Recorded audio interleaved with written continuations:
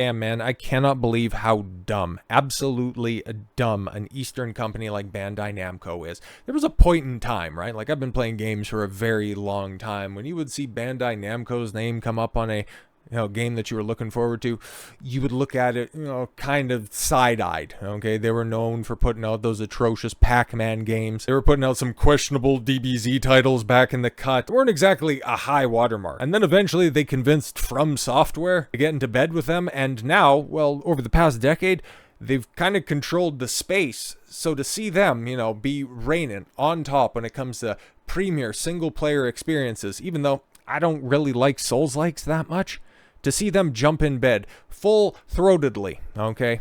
Same way, actually even worse than what Capcom did, because for as much as people want to drag Capcom, and I have, for their decisions, it came to people saying, oh no, look at what the president said. It's like, yeah, I seen what the president said, and yeah, he did announce that there were going to be some initiatives that were there, but he also backed that up with, yeah, well, we would like to have more women in the room, which, will be hired based on meritocracy, and we haven't seen any DEI initiatives when it comes to hiring, just what they're doing with some of their remasterings and remakes. Got some problems with that, but we've done videos on that, and we'll continue to do them in the future. If they do good, we got to give them praise, but if we have to note when they're doing bad, well, we also got to point that out as well. And then Square Enix, like, how does Bandai Namco not look over at what happened with Squeenix earlier this year, them completely jettisoning the West, focusing specifically on their core IPs, is a sign that these policies will kill your company dead, and then make dumb decisions like this? Like, brother, what are you doing? So Bandai Namco all in on DEI after learning about it from Western media. How do you learn from it? I can understand, like, if you're getting harassed or blackmailed by a consultant a la Game Science and Sweet Baby Inc. with the Black Myth Wukong game, but how do you look at Western media and go, boy, that's insufferable?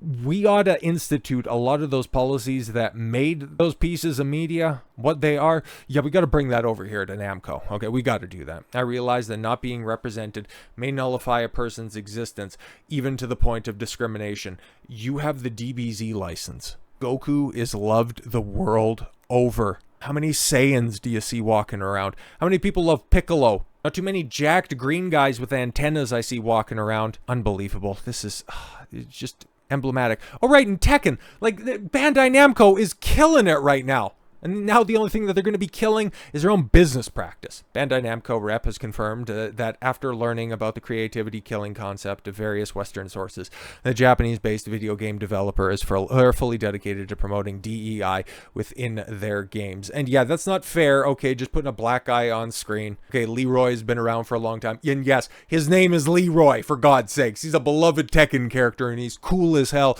And Tekken 8 story mode is as goofy as it gets, but it is pure Tekken, brother. And if these freaks get their way, we're never going to see cool Tekken like that ever again. Okay, Reina's going to become the most important character, and she's going to end up actually killing Heihachi for the last time. If you don't know, you don't know, and don't worry about it. This turned on development, yeah, Tekken, Super Robot Wars, and Pac-Man franchise was revealed, courtesy, yes, the presentation given by a representative of their quality assurance department, Okuma Mirai, sure, during 2024 entry, the annual Computer Entertainment Developers Conference, CDEC, okay, an annual trade show, yes, members of the East Asian video game industry come together to discuss the practical aspects of the respective business operations. How on earth do you not just have this conglomeration, this a meeting of the Eastern game developers' minds, and not just look over to the West and point and laugh? Why would you? Oh, this is so dumb. Titled Aiming to the Global in Expression as Well, DEI Initiatives, the panel. Per a recap provided by Japanese video game outlet 4Gamer, the machine translated by Deepal saw Mirai begin by confirming that the supposed reason for the company's turn to DEI was a desire to broaden the scope of our content and expose it to a wider variety of game players. And there you have a picture of what was at one point in time my personal favorite fighting game franchise. Okay, I really like Soul Calibur 2 and 3. I really like 3. I think that one's underrated. 4, a bit hit and miss. 5, played for a little while. Didn't even bother with 6. But the reason that franchise died, well, it was terrible business practices, which is exactly what this is. Now you're just going to do that to your company, you idiots. To this end, the QA rep admitted that in order to expand their operations, they must take into consideration the taste of the prospective audiences. And what she said, of course, had learned from her overseas partners was that DEI was one of, if not the biggest hot button issues for Western players. See what I say? I say this all the time when we're talking about gaming. Gaming was at its most creative. It was at its intellectual zenith when it was a bunch of sweaty guys working in a garage on a passion project. And what happened? A bunch of blue-pilled simps got some money, became targets, brought in all of these ideological bimbos with human resources degrees, gender studies majors, and they ruin it for everyone because they see the popular thing in the room, and instead of trying to enrich it, they try to tear it down. That's not to say that there aren't talented women in the industry. It requires that caveat for some of the smooth brains that are out there. Amy Hennig wrote some tremendous games for Naughty Dog back in the cut. But it seems like every time that we talk about these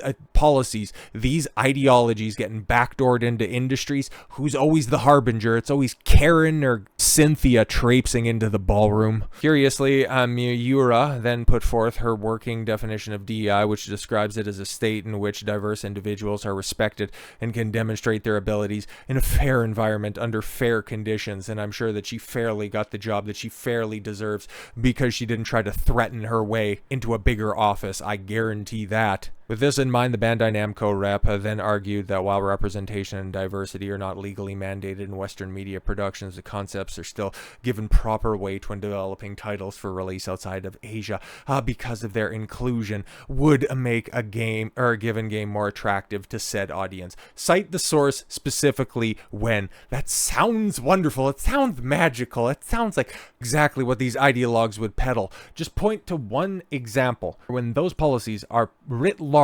Where do they actually work? All right, nowhere. Ever. Once. No examples exist. Take a look at Forspanken, Redfall, a laundry list of Sweet Baby Inc. games that come in to try to harpoon. I use that term liberally because you take a look at these activists and yeah, in order to take them down, you would need a harpoon. The mythical modern audience, and every single one of them dead on arrival. In support of her claim, Miura cited an unspecified study of analytics from Newzoo, that found a little over half of British and American respondents surveyed considered the concepts of DEI to be generally important. Generically important, which is even dumber. It is necessary to consider the most important factors in the content. Go to hell. Interestingly, Miura further noted that DEI was particularly important to Western players because, according to the same Anuzu survey, they tend to project themselves onto a given video game character far more often than their Eastern counterparts. Oh, so this is one of those things, right?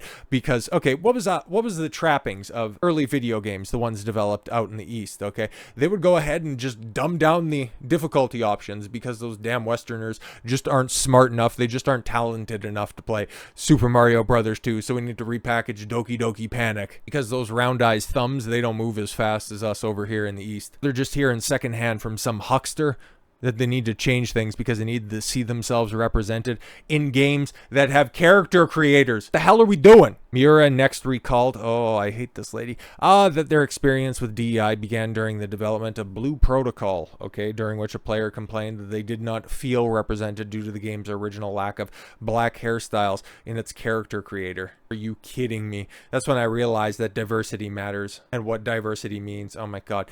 Not being represented not only means that the demand for self-expression cannot be met, but it also means that we may not be able to imagine the identities of many players. Interestingly, the QA rep also noted that when it came to actually executing DEI, it is important that developers actually understand the content they're working with, so as to not make the end results feel not only unnatural, but completely ham-fisted. Yeah, and again, cite the example of when these policies have been put in place and they haven't come across as ham-fisted and unnatural, and would thus immediately turn off a large portion of potential customers, even those who may support the base effort. Because yeah, Namco Bandai has done wonderful stuff, okay, as both a producer and a developer. But it's decisions like this, listening to hucksters and tricksters that want to go ahead and push cultures and values needing to be represented. What starts out as, yeah, hair decisions ends up turning to, we need an easy mode in Dark Souls. Disgusting, pathetic behavior. And if Bandai Namco doesn't realize their failures, well, they're going to be heading back to the dark ages of the early 2000s sooner rather than later. And it's news like this that just, I don't know, man, makes me lose total faith in the games industry as a whole. It used to be the West, but if they're going to be adopting the policies of the West, I'm so glad that I have a enormous back catalog of games. And if there is something good that comes out, I will go ahead and support it, like I did with Final Fantasy VII Rebirth. And on that note, with Part 3 eventually coming out, I just hope, I pray that can weather the storm so I can at least get one final good game out of this dilapidated industry. Please, for the love of God, don't screw me on that. So with all that said, thank you all very much for the gift of your time. I've been Don Consuelo. I want you to follow your gut and get after it. Take care, everyone.